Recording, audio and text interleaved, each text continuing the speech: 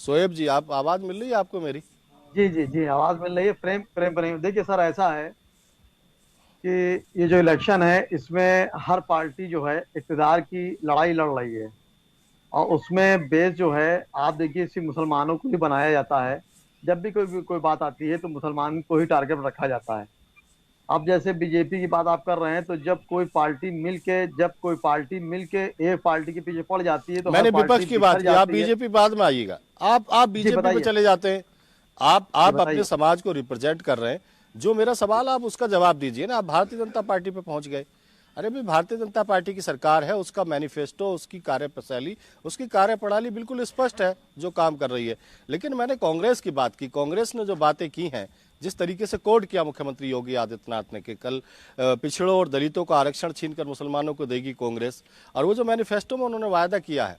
तो मेरा सवाल यह है कि जब 50 सालों तक आपने शासन किया देश पर, तब उस तरीके की चीजें कहां चली गई थी? आप विपक्ष में हैं और दिखाई भी नहीं देता कि आप सरकार बनाने जा रहे हैं, तब इस तरीके की बातों का क्या मायने है? क्या मुस्लिम देखिए समुदाय का वोट बटोरने की कोशिश के तौर पर देखिए देखेंगे? आप देखिए देखिए सर, आप सवाल भी खुद कर रहे हैं और जवाब भी खुद कर रहे हैं। जैसे भी आपने एक बात कही कि कांग्रेस कहीं दिख नहीं रही है, तो ये तो देखिए वक्त बताएगा कि कौन हुकूमत में आता है कि कौन नहीं आता है।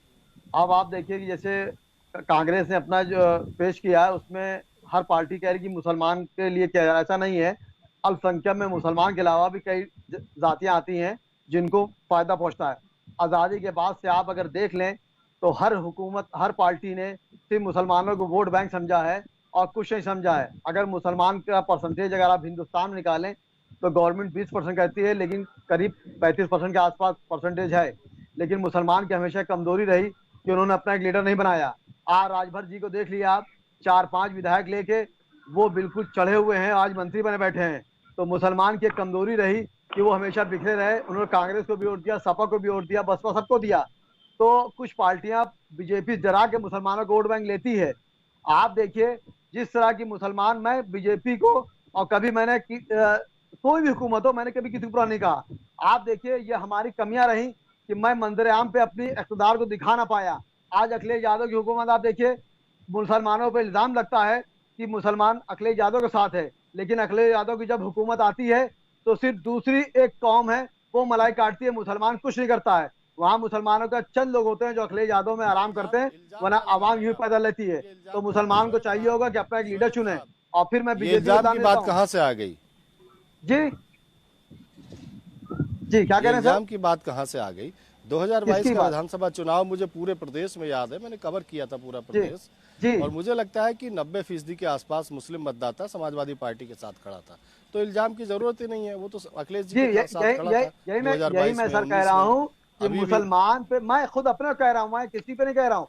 मुसलमान एक तरफा समाजवादी को वोट देता है और हमेशा मुसलमान पे इल्जाम लगता है कि समाजवादी का है। लेकिन आप देखिए समाजवादी जब इक़्तिदार में आती है तो मुसलमान को जो वो अपनी जान देता है उनके लिए उतना हक मिलता नहीं मिलता है।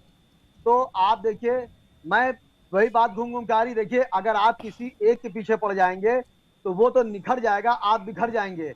बीजेपी देखिए अपना एक एम लेके चल रही है कि चलिए उसको ठीक है। 2024 में शोएब फिर आना साहब है। कह सर रहे एक हैं कि सेकंड मुसलमानों सर। को जहां फायदा हो वहां जाना चाहिए। भारतीय जनता पार्टी भी कह रही है शोएब साहब, सबका साथ, सबका विकास, सबका विश्वास, जी सबका प्रयास। जी भारतीय जनता पार्टी भी जी। पसमानदा की बात कर रही है। भारतीय जनता पार्टी भी मुसलमानों के साथ की बात कर रही है। डिबेट में शामिल कर लेते हैं। सुनील त्रिपाठी जी हैं, वरिष्ठ पत्रकार।